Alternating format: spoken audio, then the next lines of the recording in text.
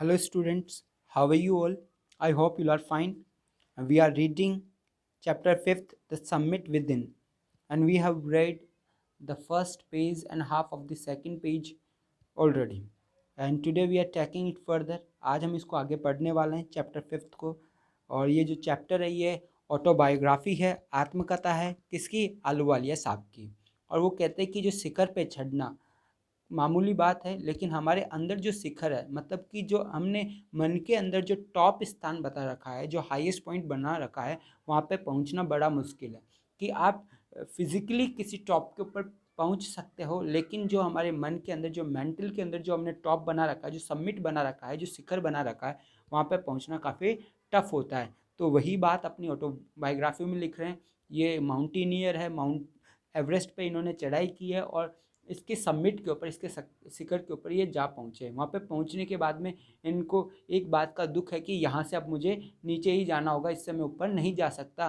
कि कहने का मतलब कि ये संसार के सबसे उच्चतम बिंदु पे तो पहुँच गए, लेकिन मन के अंदर जो इनका उच्चतम बिंदु है वहाँ पे ये पहुँच नहीं पा रहे हैं, और यही बात वो कह रहे हैं।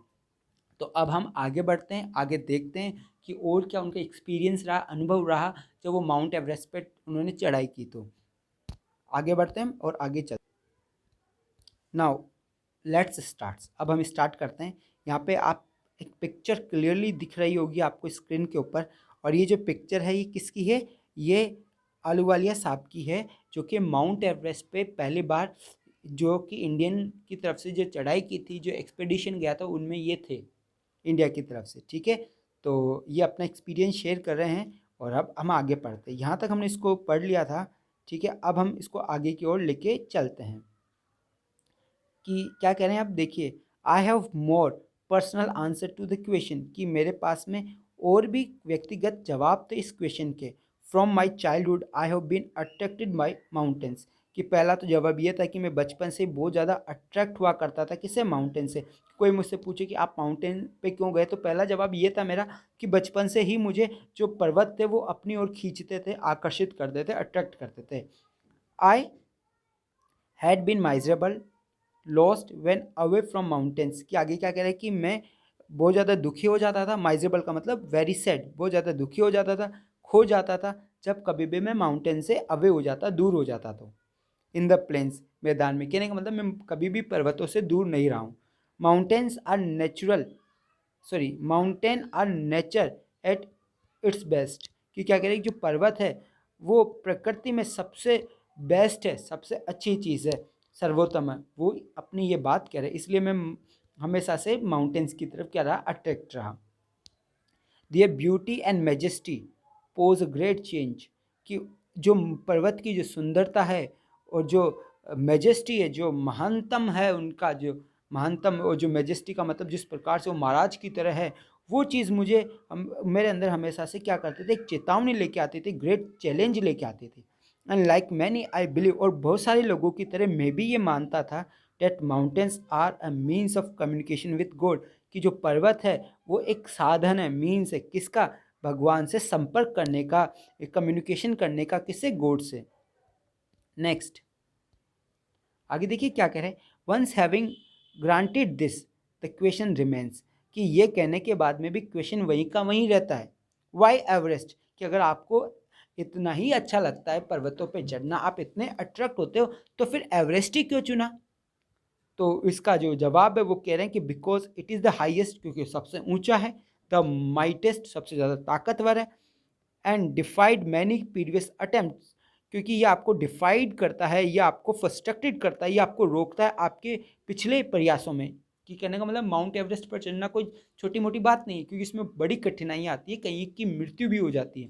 It takes the last ounce of one's energy, और क्योंकि ये जो पर्वत है ये आपकी अंतिम जो एनर्जी है, ऊर्जा है, उसको भी ये ले लेता है। It is a brutal struggle with rock and rice, sorry ice, और आपको मतलब कठोर संघर्ष करना पड़ता है चट्टानों के साथ में, बर्फ़ के साथ में, जब जाकर आप वहाँ ऊपर बढ़ पाते हो, चढ़ पाते हो। वंस टेकन अप, और अगर एक बार आपने टेकन अप कर लिया, ठान ली, it can not be given up half way, और अगर आप चढ़ने लगे हो तो आप इसको आधे रास्ते पे क्या नहीं कर सकते, गिव अप नहीं कर सकते, छोड़ नहीं सकते। Even when one life is stake, यहाँ तक कि किसी का जीवन बलि पे ही लगा क्यों ना हो, मतलब कि खतरे में ही क्यों ना हो, फिर भी वो अपने इस मिशन को छोड़ नहीं सकता। The passage back is as difficult as the passage onward, और क्योंकि जो पैसेज है, जो गलियारा है वापस जाने का, वो उतना ही कठिन है जितना कि आगे जाने का।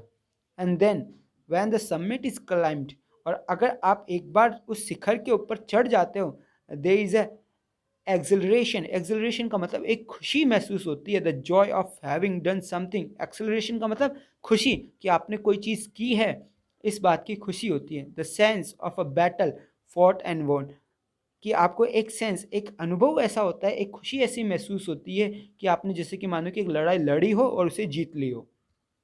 The there is a feeling of victory, और आपको वहाँ पहुँचने के बाद में जीत की खुशी का महसूस होता है, ऑफ हैप्पीनेस, और वो वहाँ पे खुशी मिलती है आपको। क्या आगे देखो क्या, glimpsing a peak in the distance I get transported to another world, और जब आप उस चोटी को दूर से देखते हो तो आप एक दूसरे ही संसार में चले जाते हो, पहुंच जाते हो, इतना अच्छा फील होता है।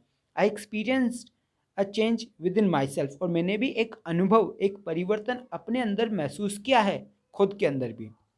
आल जो आलवालिया साहब है वो कह रहे हैं। आगे देखते हैं आगे क्या है इसके अंदर।